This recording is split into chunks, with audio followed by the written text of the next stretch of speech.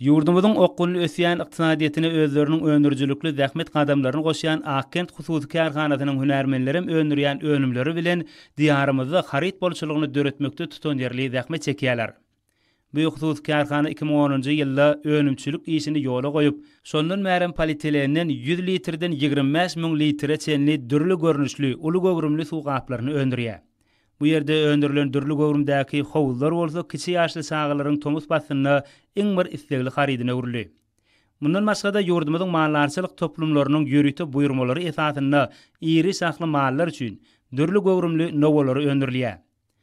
Kärhananyň 1 hektardan gowarak ýeri bolup, ol ýerde dolunduruş merkezi, önümçilik ustahanasy, çiğmal we taýar önümleri ambarlary we beýleki zerur binalar ýerleşdirilendir. Bu hususy kärhananyň giň gogrumly ustahanasynda dünýäniň ösen ýurtlaryndan getirilen kämil enzamlarda dürli gogrumly we hasam uly gogrumly gaplar ýürüte buýrmalar esasyna öndürilýär. Dürli howa şertlerine durnukly bu gaplar uzak wagtlap ulanmaga niýetlenendir. Kärhanada bir ýylyň dowamyna gelýän buýrmalar esasyna 100-200 tonna aralykda önüm öndürilýär. Bu kärhananyň öndürjülükli gözlegler bilen tutan ýerli zähmet çekýän işgärleri geljekde de özleriniň öndürýän önümleriniň görnüşlerini hasam giňeltmegi maksat edinýärler.